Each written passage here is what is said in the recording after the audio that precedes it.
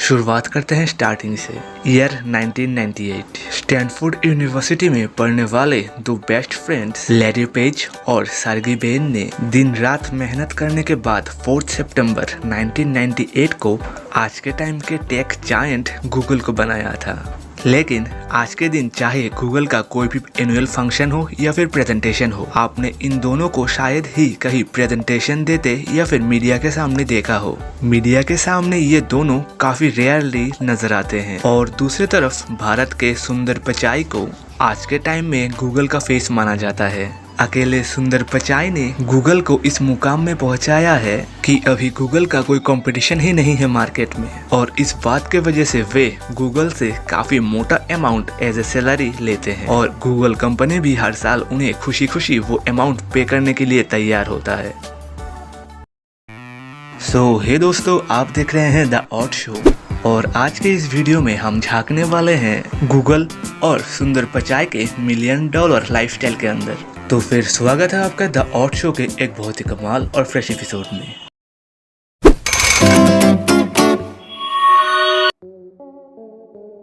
Early days में Larry page ही Google के CEO थे। दूसरी तरफ सर्गी ब्रिन सारा टेक्निकल स्टफ पीछे से संभालते थे, पर क्योंकि कंपनी धीरे धीरे काफी ऊंचे लेवल तक पहुंच रहा था, तो फिर दोनों के लिए अकेले सारा स्टफ संभालना आसान नहीं हो रहा था। और इसी वजह से दोनों ने अर्ली 2001 के करीब businessman and software engineer Eric Smith को अपॉइंट किया as a CEO of Google. और इस डिसीजन के वजह से लैरी पेज और सर्गी ब्रिन अपने दूसरे प्रोजेक्ट्स के ऊपर भी काफ़ी ज़्यादा टाइम दे सकते थे।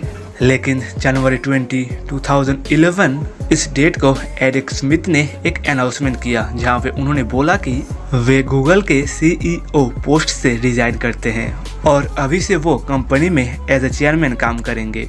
उसके अलावा वे कंपनी के एडवाइजर भी होंगे, जिस वजह से लैरी पेज को फिर से अपना सीईओ वाला पोस्ट वापस से लेना पड़ा। और इसी वजह से उन्हें बार बार प्रेजेंटेशन के टाइम पब्लिकली अपना अपीयरेंस देना होता था। लेकिन लैरी पेज और सर्गी ब्रिन दोनों ही अपने लाइफ को पब्लिकली से ज़्यादा प्राइवेट रखना ज़्यादा आइडियल समझते थे। दूसरी तरफ प्रेजेंटेशन के चलते लैरी पेज को वोकल डिसऑर्डर यानी वोकल कॉर्ड सिरोसिस इस बीमारी से जूझना पड़ रहा था। आप लोग शायद ये जान के और भी ज़्यादा हैरान हो जाएंगे कि लैरी पेज अपने लाइफ को इतना ज़्यादा प्राइवेट रखते हैं कि 2009 और 2011 को उन्हें 2 बच्चे हुए हैं, पर दोनों में से किसी का भी कोई भी इमेज इंटरनेट में मौजूद ही नहीं है।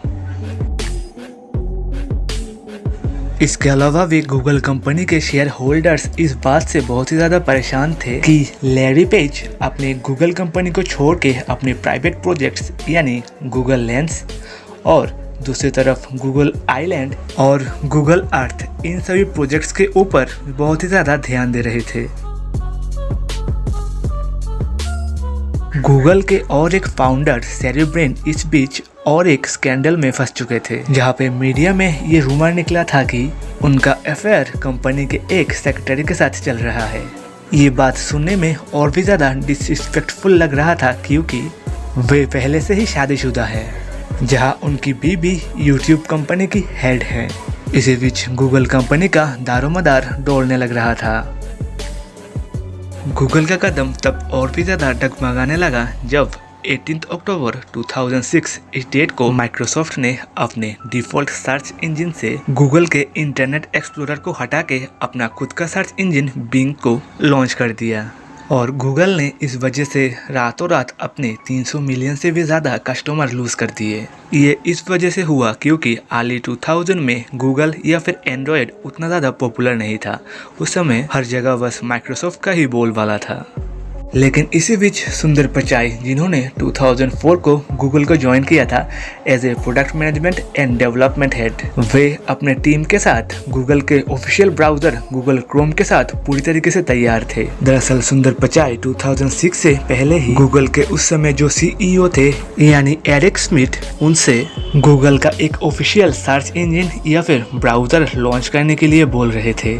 लेकिन वे उस समय तैयार नहीं थे, क्योंकि वो उस समय अपने दूसरे प्रोजेक्ट्स के ऊपर काम कर रहे थे और उनका कहना था कि उस समय इंटरनेट एक्सप्लोरर अभी भी बहुत ही ज़्यादा पॉपुलर है, तो फिर उसके लिए उन्हें कोई दूसरा ब्राउज़र या फिर सर्च इंजन ऑप्टिमाइज करने की कोई ज़रूरत नहीं है।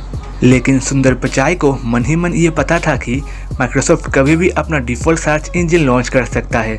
इस वजह से उन्होंने अपना एक सीक्रेट टीम तैयार किया और गूगल के लिए अपना ऑफिशियल ब्राउज़र क्रोमियम को तैयार किया। दरअसल क्रोम जब पहली बार लॉन्च हुआ था तब उसका नाम क्रोमियम के तौर पे लॉन्च हुआ था। बाद में एवोल्यूशन के चलते अब क्रोम ही स्टेबल है।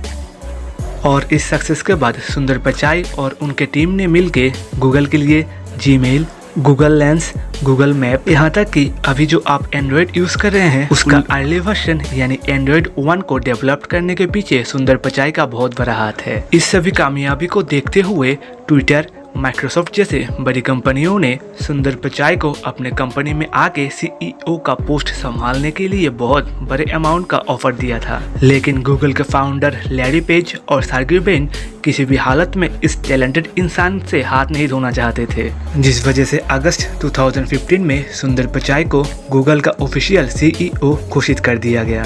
जिसके बाद से गूगल का कोई एनुअल ऐप लॉन्च फंक्शन हो या फिर दूसरा कोई प्रेजेंटेशन देना हो बड़े किसी स्टेज में, हर जगह सुंदर पिचाई को ही सबसे ज़्यादा महत्व दिया जाता है। और इन सभी इंसिडेंट के बाद से सुंदर पिचाई को गूगल जैसे मल्टीनेशनल कंपनी को लीड करते हुए देखा जाता है। स्टार्टिंग डेज ऑफ सुंदर पिचाई। सुंदर पिचाई का जन्म 10 जून 1972 में तमिलनाडु के एक छोटे से शहर मदुराई में हुआ था। उनके पिता रघुनाथन पिचाई एक इलेक्ट्रिकल इंजीनियर और माँ लक्ष्मी पिचाई उनके जन्म से पहले एक स्टेनोग्राफर का काम किया करती थी। उन्होंने अपनी 10वीं कक्षा जवाहरलाल स्कूल से कंप्लीट किया और उसके बाद क्लास 12 में उन्होंने अपना स्कूल चेंज किया और चेन्नई के वानावाडी स्कूल से अपना 12th कंप्लीट किया। सुंदर पिचाई इतने टैलेंटेड थे कि 12वीं के बाद ही उन्हें सीधा IIT खड़गपुर में एडमिशन मिल गया।